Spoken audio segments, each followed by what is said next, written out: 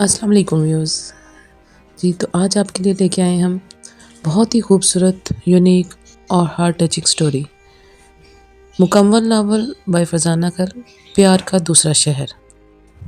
چلیں شروع کرتے ہیں۔ اس وادی میں قدم رکھنے تک وہ حیرت کے تمام جہانوں میں سفر کر چکی تھی۔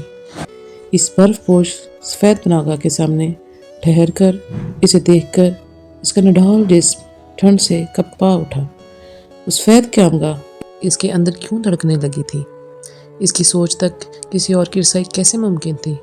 وہ صرف اس کا خواب تھا، پھر کسی اور کی آنکھوں میں کیوں کر اتر پایا؟ اگر یہ عمارت اسی خواب کی تعبیر تھی تو اتنی کامل تعبیر کس کے شدت عشق نے مجسم حقیقت میں ڈھالی تھی؟ کیا تمہیں وہ اولین گیت یاد ہے؟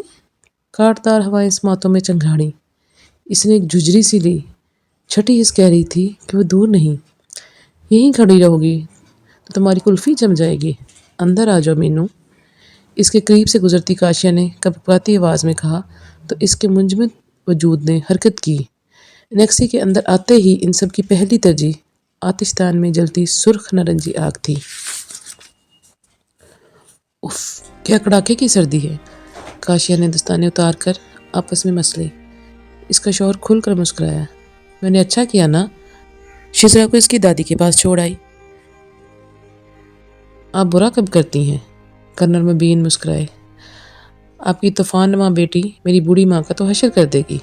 لو جی، بچی کو نہ بھیجوں تو دادی ناراض، بھیج دوں تو بیٹے کو بہو ظالم لگنے لگتی ہے۔ وہ پیچھے کھسک کر منہ پھلا کر بیٹھ گئی۔ ان دونوں میاں بیوی کی نوک جھونک سے محظوظ ہوتی ان کے پاس چلی گئی۔ وہ نہیں جانتی تھی کہ اس کی زندگی پہ پڑے کئی گرد آلود پردے اس وادی کی ہوا اکھاڑ پھینکے گی۔ وہ دنوں اس قدر تھکے ہوئے تھے کہ دوسرے دن کہیں دوپہر کو بیدار ہوئے۔ باہر آئی تو دونوں میاں بیوی کافی سے لطف اندوز ہو رہے تھے۔ تمہارا ناشتہ ٹیبل پہ موجود ہے، ہم نے تمہارا انتظار کیے بغیر کر لیا، سوری۔ کاشیا کی سوری پہ اس نے آنکھیں دکھائیں تو وہ ہنس دی۔ ناشتہ آپ نے بنایا ہے؟ اس نے پوچھا۔ کرنل صاحب کے دوست نے بھجوایا ہے۔ گڈ۔ مگر ٹیبل پہ دھرا ناشتہ دیکھ کر اسے حیرت کا دوسرا جھٹکا لگا۔ ناشتے کے تمام لوازمات اس کے پسندیدہ تھے۔ میدے کا پراٹھا، ہری مرچوں سے بھرا آملیٹ اور سفید جہازی مگ میں ڈارک براؤن چائے۔ اس کے چہرے کی رنگت اڑ گئی۔ اوون میں چائے گرم کر لینا، کاشیا کی ہدایت اس نے غائب دماغی سے سنی۔ اس کی بھوک نے چمک کھو دی تھی۔ اس نے چائے گرم کی اور سٹنگ روم میں ان دونوں کے پاس آ گئی۔ اب دونوں خواتین کا کیا پروگرام ہے؟ کرنل مبین کی آواز میں بشاشت نمایاں تھی۔ مبین بھائی، یہ رہائش گاہ کس کی ہے؟ جواب کے بجائے اس نے الٹا سوال داغ کر انہیں بری طرح چونکایا۔ دونوں میاں بیوی نے غائب دماغی سے پہلے اسے پھر ایک دوسرے کو تعجب سے دیکھا۔ دوست کی ہو یا دشمن کی، ہمیں تو یہاں قیام کرنے سے غرض ہے۔ خود کو سنبھال کر بولے۔ اوفو، 2 بج گئے، یہاں تو دوپہر کو ہی شام کا گمان ہوتا ہے۔ جلدی سے تیار ہو جاؤ، پھر باہر چلتے ہیں۔ وہ اٹھتے ہوئے بولے۔ اس ذرا سی لڑکی کے اندازے اور انداز انہیں سٹپٹا گئے تھے، سو انہوں نے مزید سوالوں سے بچنے کے لیے وہاں سے کھسکنے میں عافیت جانی۔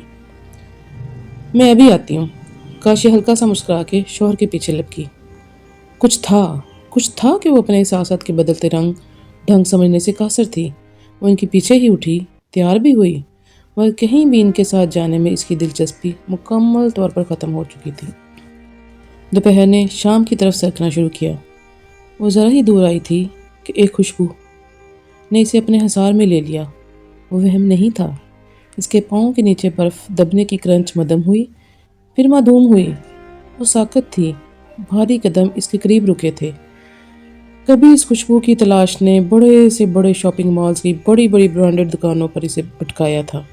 کتنے ہی مہنگے ترین پرفیومز اس نے خریدے، کچھ پھینک دیے، کچھ کسی کو دے دیے، مگر وہ کبھی اس خوشبو کا پتہ نہ پا سکی۔ یہاں اتنی دور اس برفیلی وادی میں، یخ بستہ ہواؤں میں، وہی خوشبو اس کے ارد گرد تھی، اس کے قریب تھی۔ یہ الوژن نہیں تھا، خواب بھی نہیں تھا۔ دل دھڑکا۔ تم کہو، تمہیں یہ حادثہ کیسا لگا؟ ہمیں تو بسنے سے اجڑنا اچھا لگا۔ اس کے کان کے قریب آواز ابھری تھی، دھیمی سی، جلتی بجھتی سی، آنچ دیتی ہوا کو آگ لگاتی۔ یہ آواز بلا شبہ وہی تھی۔ وہ کسی خودرو پودے کی طرح اچانک اس کے سامنے اگا تھا، پھر اس کے مقابل یوں جم کر کھڑا ہوا کہ وہ ایک قدم بھی آگے بڑھاتی تو اس چٹان جیسے شخص سے ٹکرا کے رہ جاتی۔ پورے 12 سال اس نے رب عظیم سے گڑ گڑا کر دعائیں کی تھیں کہ قبروں سے دوبارہ اٹھائے جانے کے دن بھی ہم دونوں کا سامنا نہ کرانا۔ دعائیں رائے گاں گئیں، تب ہی تو وہ لمحہ موجود میں تھا۔ اس کے ہونٹوں سمیت ہر شے نے سفید رنگت اوڑھ لی تھی۔ وہ اس کی پوری کھلی متوحش آنکھوں میں دیکھتا رہا۔ یا خدا، یا خدا! نمکین پانی اس کی آنکھوں میں جمع ہونے لگا۔ سامنے کھڑے شخص کی نگاہوں کا ارتکاز نہیں ٹوٹا تھا۔ منجمد پلکیں ذرا سی اٹھیں، خود پر گڑی نگاہوں میں الجھ کر رہ گئیں۔ نظروں کے تصادم نے اسے ہپناٹائز کر دیا۔ اب نظریں جھکا کر دیکھو، جھکا سکتی ہو؟ جھکا پاؤ گی؟ 1 2 کتنے ہی لمحے سرکنے لگے۔ کھرر کھرر کی آواز سماعتوں سے دور ہوئی۔ 12 سال اپنے رب کریم سے ایک ہی دعا مانگتا رہا ہوں کہ زندگی میں بس ایک بار ہی اسے میرے مقابل لے آنا، میرے روبرو کرنا۔ یہ خواہوں نے بے نیاز پرحرارت نگاہوں سے اسے تکتے ہوئے اس نے سرگوشی کی۔ میں پگھل جاؤں گی، پانی بن کر کسی پوشیدہ رستے کو جاتی ندی کا حصہ بن جاؤں گی۔ مجھ پر سے اپنی حرارت آمیز نگاہیں ہٹا لو پلیز۔ اس نے اپنی آنکھیں زور سے میچیں، 2 آنسو رخساروں پہ آ کے جم گئے۔ میری وحشتوں کا مداوع، بس یہ 2 آنسو؟ وہ عجیب سے ضدی لہجے میں بولا۔ وہ گھر سے اتنا دور نہیں تھی، مگر وہ اپنے قدم پیچھے کیسے ہٹائے؟ کیا وہ الٹے قدموں بھاگنا شروع کر دے؟ اس نے کوشش کی مگر 1 انچ پیچھے نہیں ہٹ سکی۔ شام کے دھندلکوں میں اس کی یک بستہ سماعتوں میں ایک سرگوشی ٹوٹے ستارے کی طرح چمکی۔ میرے ساتھ ایسا کیوں کیا؟ 4 سو گپ اندھیرا تھا۔ اس کا دل یک بارگی اتھاہ گہرائیوں میں اترا۔ وہ برفانی نیند میں اترنے لگی۔ اس نے لب کھولنے چاہے۔ تیرا پیار کوہرے کی بوند تھا، دل مضطرب پہ جو جم گئی۔ تیرا پیار کوہرے کی بوند تھا، دل مضطرب پہ جو جم گئی۔ تیری یاد جاڑے کی شام تھی، سو سے ٹھٹر گئی اور ڈھل گئی۔ یہ آخری الفاظ تھے جو اس کی سن ہوتے ذہن میں لہرائے تھے، ابھرے تھے۔ اس کے ہاتھوں نے ایک واٹر پروف جیکٹ کو پکڑنے کی کوشش کی۔ اس کے بعد اس کا ذہن تاریکی میں ڈوبتا چلا گیا۔ اسے وہ آواز کسی گہری کھائی سے آتی محسوس ہوئی۔ کوئی بے قرار اسی سے پکار رہا تھا۔ اس نے آنکھیں کھولنے کی کوشش کی۔ اس کا رخسار ایک بھاری ہاتھ نے تھپتھپایا۔ آنکھیں کھولو پلیز۔ اس کی سوئی حصیں بیدار ہونے لگی۔ اسے یاد آنے لگا وہ اپنے حواس کن حالات میں اور کیوں کر کھو بیٹھی تھی۔ اسے اور بھی بہت کچھ یاد آنے لگا۔ مینو، آنکھیں کھولو پلیز۔ غصہ، تفکر، نرمی یا محبت، اس کی آواز ان احساسات سے آ رہی تھی یا نہیں، مگر وہ آواز جان لینے اور جان نثار کرنے جیسی تھی۔ حیرت انگیز طور پر دوسرے ہی لمحے اس نے آنکھیں کھول دیں۔ اسے ہوش میں آتا دیکھ کر وہ ایک دم سیدھا ہو کر 2 قدم پیچھے ہٹا۔ اس کے چہرے پر اس قدر سناٹا اور خاموشی تھی کہ وہ قیامت تک اب کچھ نہیں کہنا چاہتا تھا۔ پھر وہ وہاں ٹھہرا نہیں تھا۔ کمرے سے جاتے ہوئے دروازہ دڑام سے بند ہوا تھا۔ کمرے میں نظر دوڑائی تو وہ انیکسی کا ہی بیڈ روم تھا۔ وہ تو بے سمت اور ہجرت زدہ پرندوں تک کو دیکھنا چھوڑ چکی تھی کہ کیا خبر کوئی اس دشمن جان کا پیغامبر نہ ہو۔ پھر وہ خود کیسے؟ اس نے بے چینی سے کروٹ بدلی۔ وہ عالم بے ہوشی میں یہاں تک کیسے پہنچی؟ تو کیا وہ اسے اٹھا کر؟ اس کا پورا وجود کانپا۔ اس کی گردن سے لپٹی شال سے وہی خوشبو پھوٹی۔ حشر برپا ہوا۔ تیری آس ایسا جہان تھی، تیری آس ایسا جہان تھی، کبھی چل پڑی کبھی تھم گئی۔ کیوں؟ کیوں؟ اب کیوں؟ اس کے اپنے ہی سوال اس میں ہی ابھرتے اور مٹتے رہے۔ بیڈ سائڈ ٹیبل پہ گرم پانی کا فلاسک بھی موجود تھا۔ اس نے بیگ سے نیند کی گولیاں نکالیں جنہیں وہ ہمیشہ اپنے بیگ میں رکھتی تھی۔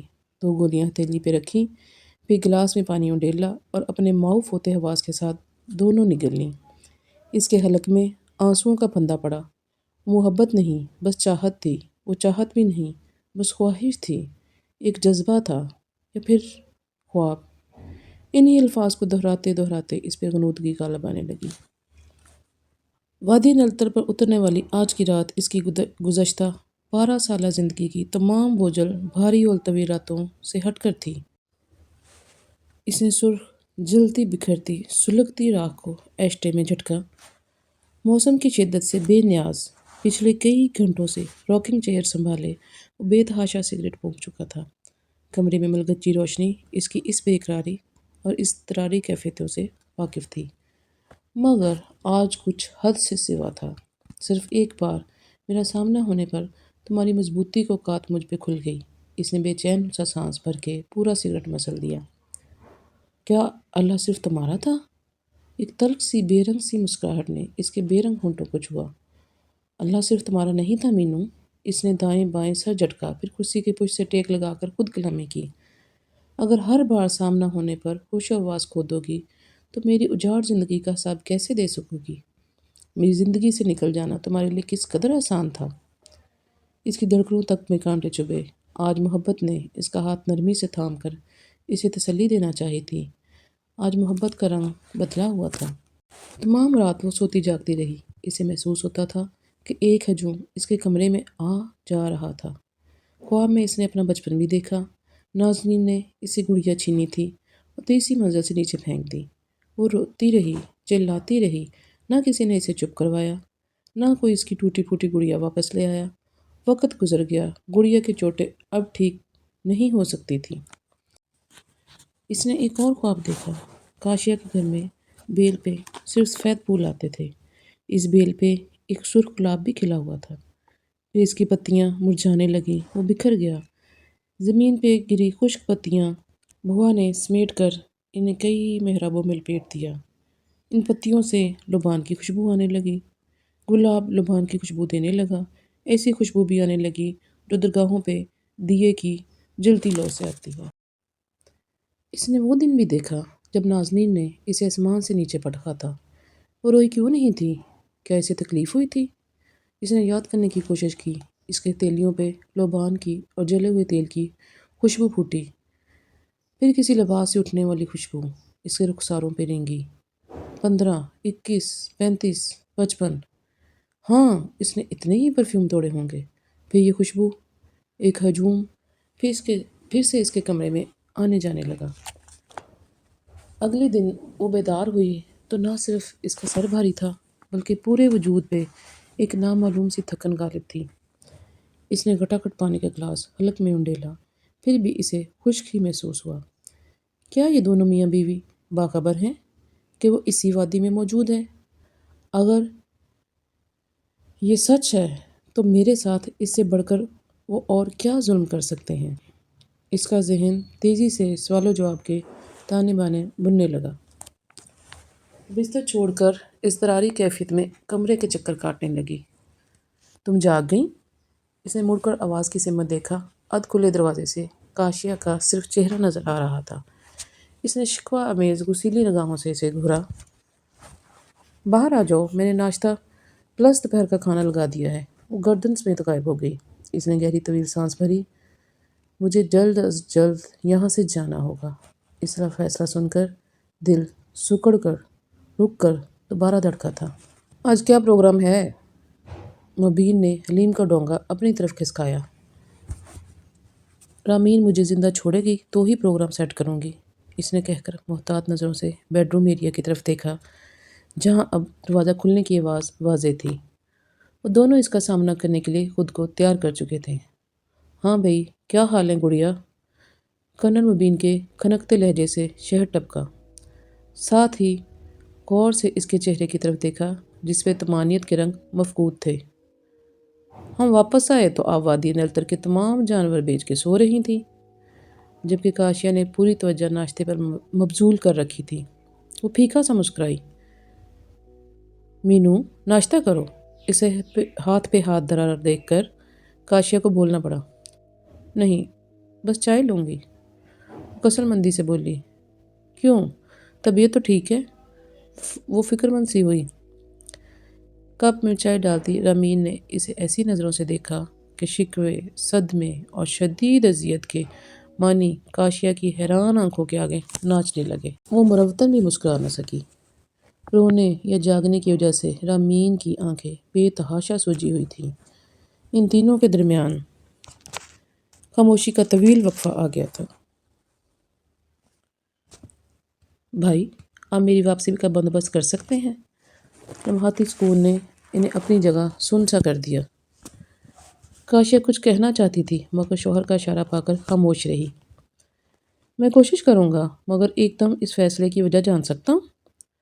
آپ تو یہ برفیلی وادی دیکھنے کے لیے کب سے اصرار کر رہی تھی، اب ایسا کیا ہو گیا؟ ان کی سوالیہ نگاہوں کو امیر نے کرنٹ کھا کر دیکھا، پھر اس نے اسی کیفیت میں گردن موڑ کر کاشیا کا اسپاٹ چہرہ دیکھا۔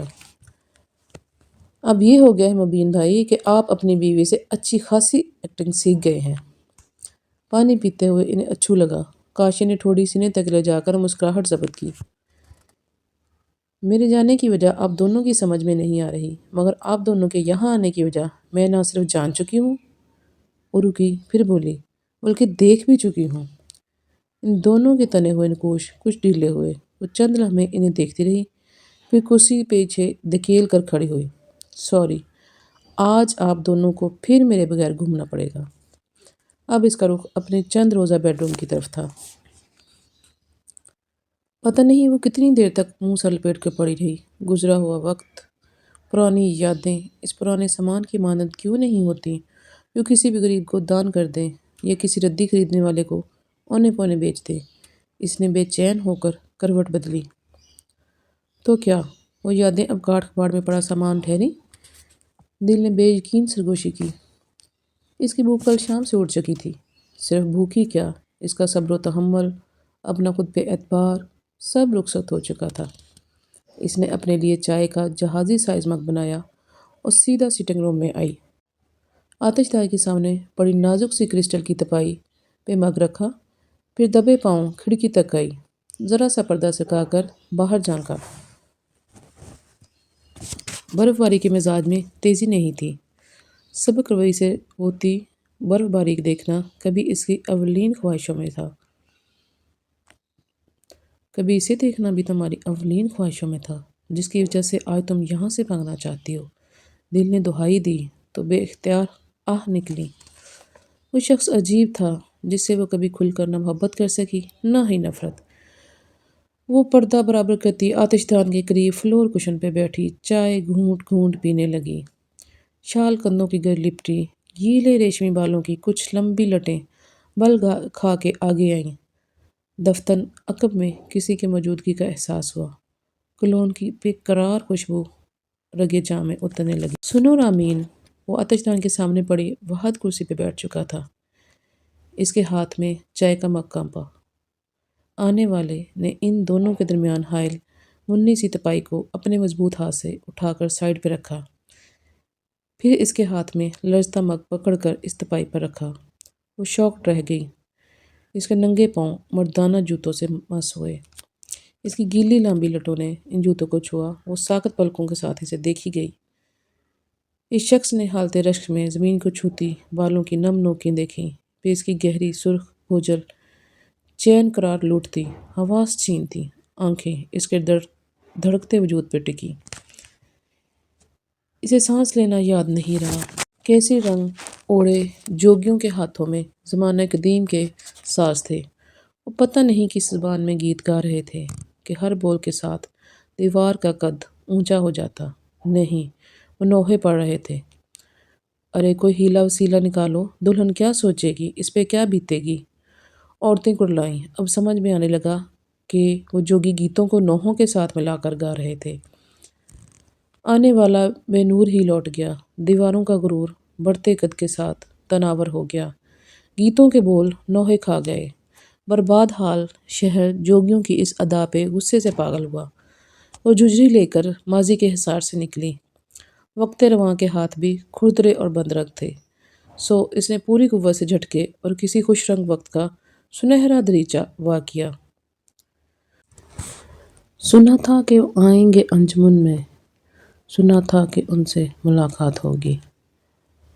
ہال کے لمبے ہاتھوں نے وہ دریچہ کھٹاک سے بند کیا۔ انجمن میں جلتی شمعوں کو جنگلی ہوا نے چھو لیا تھا، سو وہ آداب ملاقات بھلا بیٹھی۔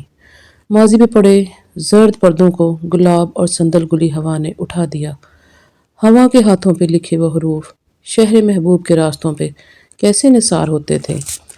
ہوا کی ہتھیلیوں پہ لفظ محبت لکھ کر ने मुट्ठियां बंद रखने की तकीदें करना और महबूब पे इस लफ्ज़ को कुंदा करने की तकीदें करना, तो फिर क्या हुआ था? हवा की मुट्ठियां रास्तों में ही खुल गईं। सब ख्वाहिशें हवा बुर्द हो गईं। क्या कोई बात करनी है चांद से किसी शाखसार की ओट में, कोई बात करनी है चांद से किसी शाखसार की ओट में, इन रास्तों में यहीं कहीं किसी कुंज गुल में उतार दो।